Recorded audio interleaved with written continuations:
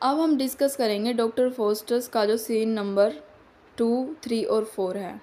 Scene number 2 को देखते हैं। तो फोस्टर्स के साथ के कोई स्कॉलर्स होंगे, यानी कॉलेज में पढ़ने वाले, तो वो उसके को मिलने आए थे डॉक्टर फोस्टर्स से। तो जो डॉक्टर फोस्टर्स का नौकर होता है वैगनार, वो कहता है कि अभी तो डॉक्टर फोस्टर्स की मीटिंग चल रही है वाल्डेस और कॉर्नेलियस के साथ।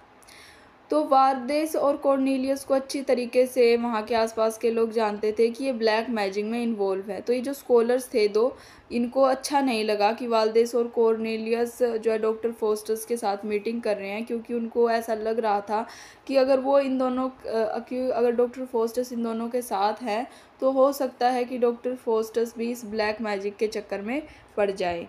अब सीन नंबर 3 देखते हैं। तो उसी रात को डॉक्टर फोस्टर्स बैठे हुए थे। एक मैजिकल सर्कल बना रखा था जिसमें वेरी अलग अलग तरीके के साइंस और वर्ड लिखे हुए थे और वो लैटिन में चैंट कर रहा था। फिर उसने कहा, लूसीफर के साथ साथ 4 डेविल। लूसीफर कौन था? हेल का रूलर था, यानी वहाँ का राजा था। वो कहता है कि उसको देखो। डॉक्टर फोस्टर्स जो है कहता है कि मैंने स्वर्ग को और भगवान को त्याग दिया है, रिनाउंस कर दिया है, और मैं अब तैयार हूँ हेल के साथ, मतलब मैं अपनी हेल में निष्ठा रखता हूँ। और वो कहता है कि मेफिस्टोफिलिस को भेजो मुझे सर्व करने के लिए।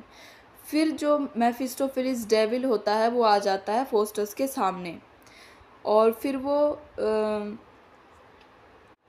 जो डॉक्टर फोस्टर्स होता है वो मेफिस्टोफिलिस को कहता है कि तुम एक फ्रांसीसियन फ्रायर के जो ड्रेस वो पहनता है वो ड्रेस पहन के आओ, वो सूट करेगी। तो जो मेफिस्टोफिलिस होता है वो वहाँ से चला जाता है, और फिर जो मेफिस्टोफिलिस होता है वो मोंक की ड्रेस में ही आता है और फोस्टर्स से पूछता है कि तुम्हें क्या चाहिए। फोस्टर्स कहता है तुम मेरी बात मानो, लेकिन फिर मेफिस्टोफिलिस कहता है कि मैं तो लूसीफर का सर्वेंट हूँ, लूसीफर की बात मानता हूँ।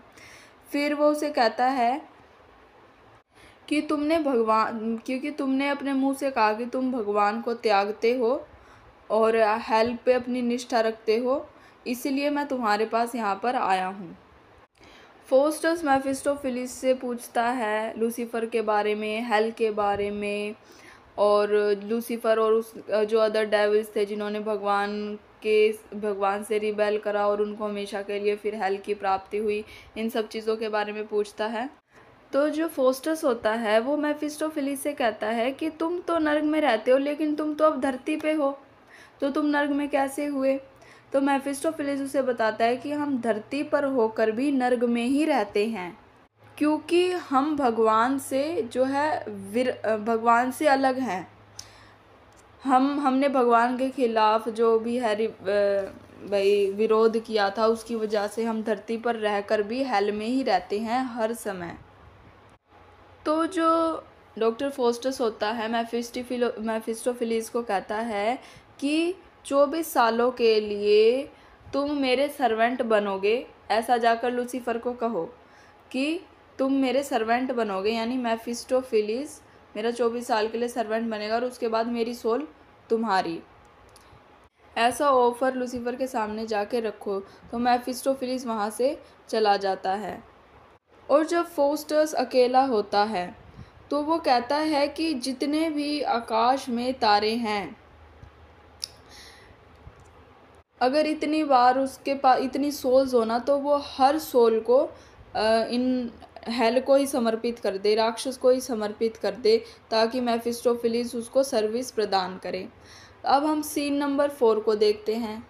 अब यहाँ पर एक हंसी वाला सा सीन आता है सीन 4 में।